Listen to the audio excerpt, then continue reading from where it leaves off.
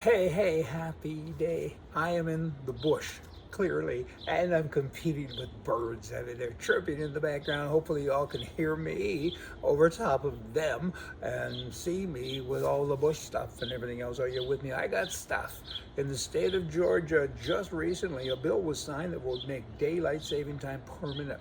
And here's what one state official said, and I thought it was kind of cute. He says it'll become permanent so that criminals will have one less hour in the evening to commit their crimes. Well, that's one way to look at it for sure. Now, the Pew Research data stuff has just kind of come out, and this is what it says. This is in March of 2020. White liberals are more likely than any other group to be diagnosed with a mental health disorder. I've been saying that for a long time, and I didn't even have to go do a study. 50% of white liberal women under 30 have been diagnosed with a mental health condition, and many left-wingers now, they haven't been afflicted with the Trump Derangement Syndrome, and the left identifies those people on the right. That'd be me, and maybe you as racists and bigots and just bad folk. That's us. Hey, how do you like that? Now let's swing over to Minneapolis. Just the other day, the police there, they shot and they actually killed a carjacker, right? Because he did a bad thing and they went in and boom, and boom, they killed him, okay? Multiple rounds, as a matter of fact, were shot back at them by the bad guy. So Black Lives Matter protesters then, you know what? They knelt for a moment of silence, and then they gathered outside of the governor's mansion, and then they found out that the carjacker was actually white. They left. They packed up and they went home. White lives don't matter. Just saying. British Columbia, Canada. You know what? They're talking a lot about closing the borders from other provinces.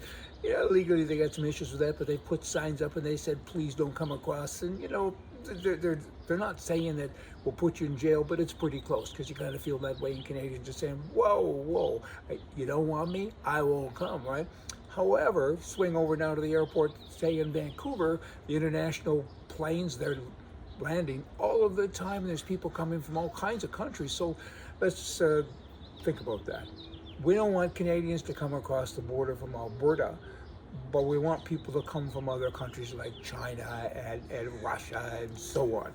Well, that makes a lot of sense. Jeez, welcome to the communist world. And then in Alberta, you got more dumbness going on. You got the government there. Effectively, they're saying, hey guys, we've given lockdown after lockdown and nothing works. We're going to continue doing the same thing. Einstein would have fun with you, Premier, and all of your guys. And the economy's a shambles, right? Nobody works anymore. Hundreds of thousands of jobs have been lost. Oh, but by the way, you own stuff, right? You own the banks because, you know, you never get a dividend, but you own the parks. But we're going to now start to charge you to go to Kananaskis to visit, and we're going to charge you $15 per vehicle per time. That's it. You got somebody down. Why not kick them right in the head? The Alberta government, you know what? They're vexing. They haven't got a clue with regard to the citizenry and what to do. They really don't.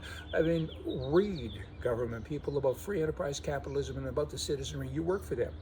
I know you don't know that, but you do. You really do work for them. So kind of get with the program.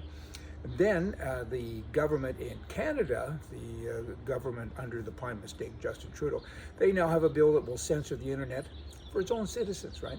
I mean, this guy's like Hitler, through and through. The bill proposes to ban hurtful language against politicians. That means that you'll never hear from me again because I say things that hurts their feelings because they're stupid. And they're dishonest, and they're lazy, and they don't do anything to help anyone except themselves. There, I'm banned forever. How do you like that? And the people will see what's in the bill when it's tabled.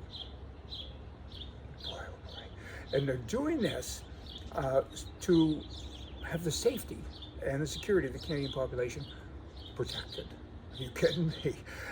And they're going to set up a whole new regulatory body to police people like me because I can't say anything to hurt the language, or hurt the feelings rather, hurtful language to hurt the feelings of a politician.